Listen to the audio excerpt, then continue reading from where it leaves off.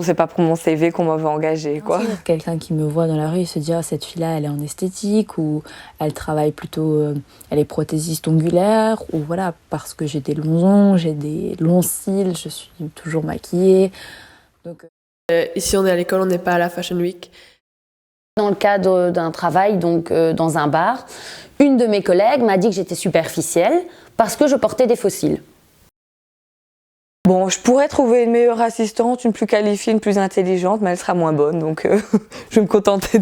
Les gens, quand ils voient, par exemple, je suis quelqu'un qui fait beaucoup de fitness, ce genre de choses, alors les gens se disent « Ah, la fille, tout ce qui l'intéresse, c'est son corps. Elle, voilà, son outil, c'est son corps, puis le reste, tout ça, c'est secondaire. » Mais une fois qu'on me connaît un peu mieux, on me dit « Ah, tu parles autant de langues? Ah, t'as un bachelor? Ah, si, ah, ça. » Ça m'est déjà arrivé de me remettre moi en question, du coup, de me dire « Attends, si ça m'arrive... à chaque fois, en fait, que mon patron, il a l'impression que je sois open, je me dis peut-être le problème vient de moi. » Je disais que j'étais en master de journalisme à 23 ans. On était tout de suite étonnés de se dire que moi, je l'étais. Mais alors, parfois, je le prenais mal. Je me dis, est-ce qu'on est étonné parce que quoi, je suis une petite blonde d'1m70. J'avais eu, par exemple, un frère qui avait fait les mêmes études que moi. Est-ce qu'on aurait eu la même réaction? Enfin voilà, c'était pour moi un principe important de faire passer mes capacités intellectuelles, ma volonté de réussir, des qualités, disons, plus propres à moi, parce qu'un physique, finalement, je ne l'ai pas choisi. Je suis née comme ça, j'ai eu ce visage-là. C'était le mélange de mes parents et voilà, quoi. Pour aller à une soirée ou pour aller, genre, je sais pas, manger quelque part. Et je me suis dit, non, parce que si je mets ça, je sais que je vais me faire regarder, je vais me faire peut-être insulter et j'ai pas envie de ça. Genre, d'habitude, je passe au-dessus, mais il y a des jours où j'ai pas envie de ça. Du coup, je me dis, ben, je vais aller céder, on va dire, et je vais m'habiller de manière plus classique pour éviter ce genre de réflexion, ce genre de regard. Comme si le fait que je m'habille bien et que je m'habille comme si j'étais à la Fashion Week, ça empêche le fait que je sois là pour travailler, pour apprendre. Et comme si genre l'un empêchait l'autre.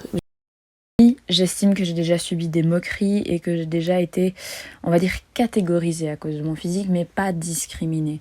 Pour moi, la discrimination, c'est un mot fort que je n'utiliserai pas dans ce contexte, mais je considère que oui, mes compétences intellectuelles ont souvent été remises en cause par mon physique et par mon apparence, alors que ça n'a absolument pas de lieu d'être, parce que ça voudrait dire quoi? Ça voudrait dire que dans une société telle que nous la connaissons, on ne peut pas entretenir son physique et entretenir son mental, son cerveau, son intellect en même temps, ce qui n'a absolument pas de sens pour moi et ce que je trouve terriblement triste, parce que simplement je trouve que la culture générale, le fait de vouloir toujours apprendre, c'est quelque chose de primordial dans une vie, mais ça ne veut pas dire que parce que j'ai toujours envie d'apprendre, j'ai cette soif d'apprendre et de découvrir de nouvelles choses, que j'ai pas non plus envie d'être jolie, de me sentir jolie. Que je suis donc un bachelier en interprétation et traduction en anglais et allemand.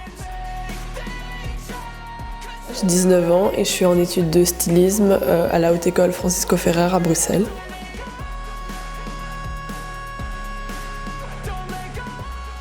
J'ai un bachelor en marketing et communication et là, ça fait quelques années que je travaille en tant que management assistante.